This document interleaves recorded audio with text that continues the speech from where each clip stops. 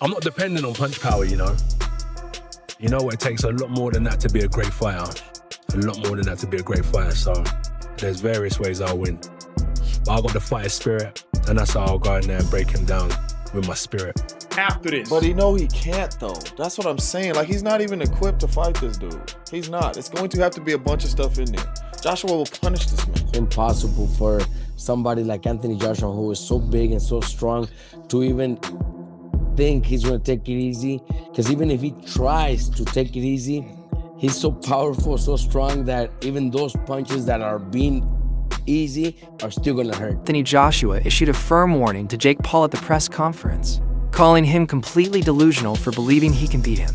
He made it clear that he accepted this fight primarily for the financial gain, treating it purely as a business move, and emphasized that once they step inside the ring, he stands as the far superior fighter in every way. I deliver what I was supposed to deliver years ago. I deliver what they ran from. I deliver what he asked for $50 million for.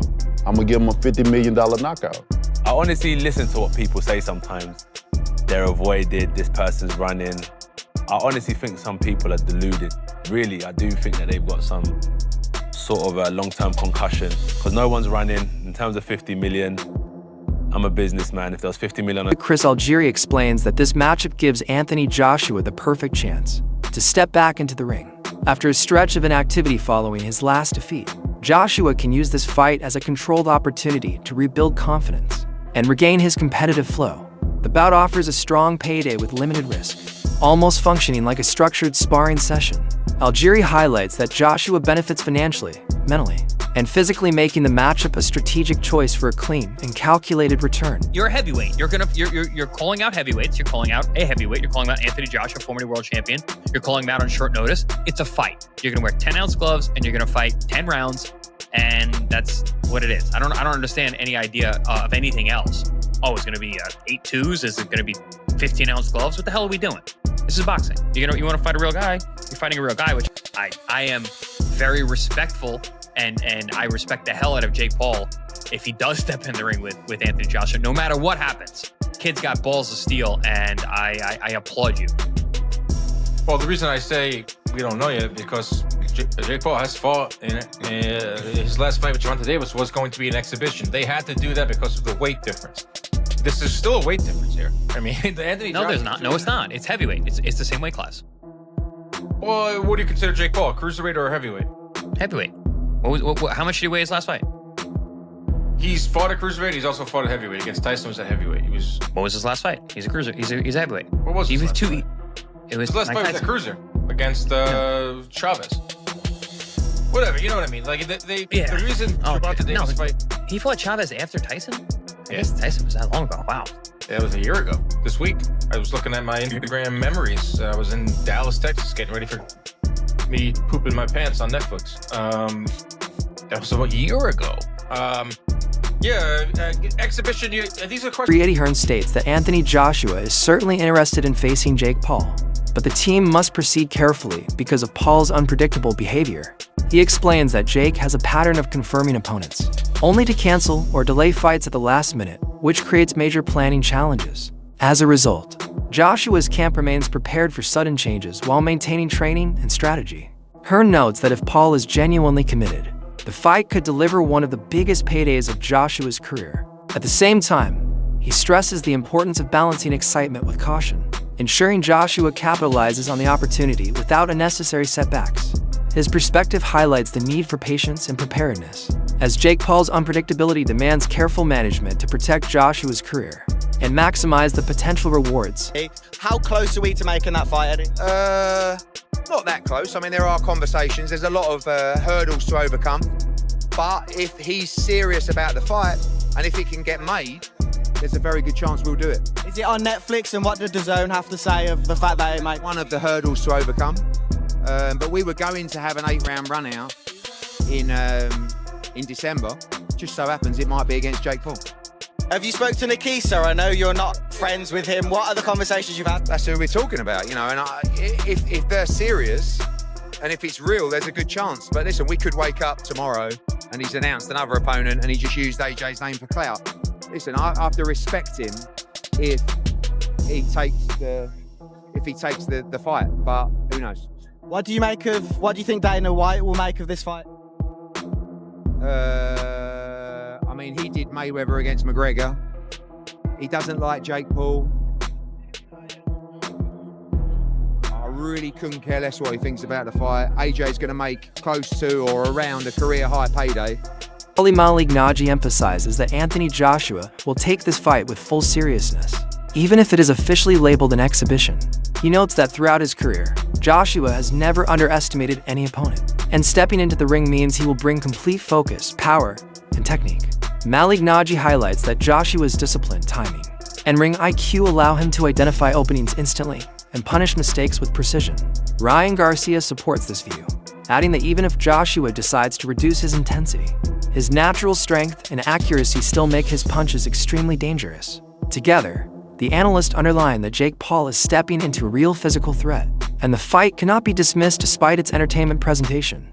They stress that Joshua's experience against elite heavyweights gives him full control over pace, distance, and momentum. Analysts agree that Paul must display strategy and resilience, as Joshua's skill and power create a high-risk environment where any lapse can have serious consequences.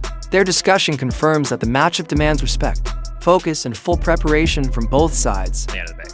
Yeah, Fight for 84, big boxing movie that's hitting Netflix soon about the Olympic 84 team starring Jamie Foxx and Chris Algieri. I'm not starring in anything, but whatever. Yeah, no, I got a credit. I'm in it. I got some lines. So that's amazing. That is so cool. I mean, this couldn't get any cooler. You're now in the movie, which is absolutely absurd. Yeah, What a day. hopefully, What a life. Hopefully, maybe there'll be more of this. Who knows? Who knows? I think it's just the beginning. I think this podcast is numbered. Our days are numbered. No way. I'm Let's go on never letting this go, Dan. This is I'm a ride or die. I hope you get so big and you become such a big actor that you are like delaying production because you have to film our podcast in your trailer. Chris is in his trailer. Wait, he's got to finish his podcast with Dan. They're like, who's Dan? Johnny Drama style. Yeah, love it. Yeah. Just When he was on the set, total 5 diva. minutes. Just total diva in every way possible. Yes. Like we said, this episode is brought to you by PPV.com. December 6th, we're going to see Pitbull Cruz versus Lamont Roach. And guess what? We're going to talk to Lamont Roach on this episode. I caught up with Lamont and to get his thoughts on the fight with Pitbull, to get his thoughts on Jake Paul and Anthony Joshua, which we're going to get to in a second, to get his thoughts on 140, potentially fighting at 135. That's coming up in just a little bit with Lamont Roach. Don't forget to order that fight with us at ppv.com and all the good stuff that comes along with that. That's December 6th. Lamont Roach is an awesome interview. Great guy. Awesome guy. Forget the interview. He's just a good dude. I told you to tell him what's up. You probably did. He said what's up. He goes, where is he? I said, he's on a movie set. He goes, oh yeah, he's got those movie star looks. See, that's what I get. But yeah, no, he's a good dude. We see him. He trains down in Florida now. He's over at the Pro Box TV training facility, so we get to see him down there training. He's whipping on all the guys over there. But good people, good dude. Good. His dad's awesome. His brother Jordan's great. He's another one to look out for. I think is he a flyweight? I think he's a flyweight coming up, or a bantamweight. But yeah, great family, good boxing family, great boxing heritage. Yeah, and I can't wait for that mega card. Big card December 6th, and he's the headliner. So we're going to get to him in a second. Some big news broke. Shocking news. According to Ring Magazine, Anthony Joshua is going to step in for Gervonta Davis and fight Jake Paul. We don't know yet if it's an exhibition. We don't know yet the rules set. We don't know the date. These are preliminary talks. Allen criticizes the notion that Anthony Joshua should avoid a fight with Jake Paul, simply because the matchup appears unconventional or entertainment-driven. He argues that Joshua remains in peak physical condition, unlike retired fighters who may lose speed or power, and still possesses all the tools required to dominate inside the ring.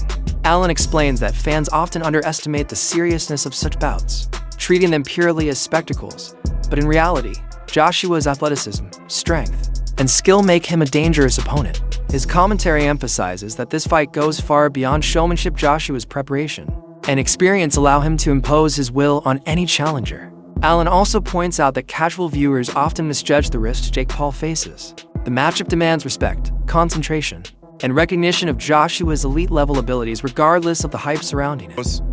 Probably shouldn't be licensed, but Florida are very kind of easy commission to get. Yeah, it'll be called an exhibition.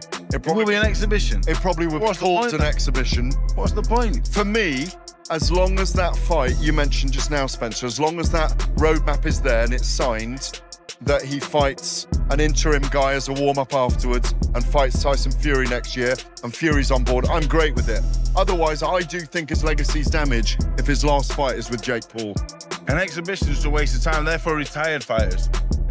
For retired fighters, it's a load of rubbish. Yeah, listen, the guy's still in his athletic prime. I personally don't see the reason why they can't just do the Tyson Fury fight. Why do we need interims? Well, we all want that. Yeah, but why do we need interims? Why do we need warm-ups? We're talking about two experienced guys who've been the best, as you just said, of the last 10, 20 years. Let's get the fight on. It's as ridiculous as Gervonta Davis going in with him, basically, isn't it, with Jake Paul, Quite frankly? those different mindsets. And what, again, listening to Eddie today and what he was saying, the damage that Anthony Joshua suffered mentally, not physically, because physically he's still all there, but mentally against Daniel Dubois, he needs to go through that process again. And they said, and that's just the whole getting your hands wrapped up, doing it, whether it's Jake Paul, whether it's a top 100 fighter, you go, that's the way Anthony Joshua ticks. He needs that before going into the... All roads lead to Fury, right? We all know that. Whether Tyson fight, it's hard to say really. Tyson was a big name, but it's going to do numbers regardless because Joshua is a big name and then people are going to be tuning in to see Jake Paul get knocked out. Right now, Eddie Hearn talks about Jake Paul taking this Joshua fight. I mean, my estimations of Jake Paul would go through the roof if he signs to fight Anthony Joshua, because I just can't believe in my mind that he would do something like that. I mean, Gervonta was a smart one because of his size. Like, you know, I think actually he would have had a lot of success against Jake Paul, but the size is a problem.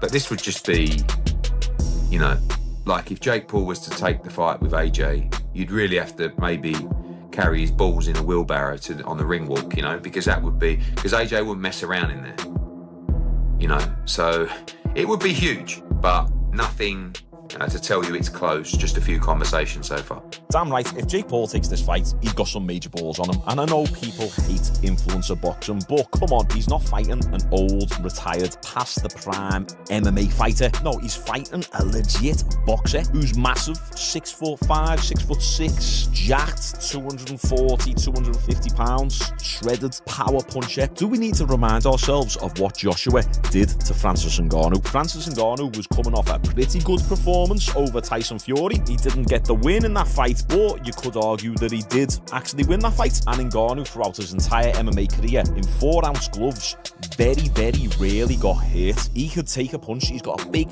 fat African head. Big, thick neck, traps, back. He just can't really be hit. And look what Joshua did to Ngannou. Out cold. So what do you think Joshua is going to do to Jake Paul? Jake Paul better start loading up on that Trenbolone. He needs to start eating Anavar like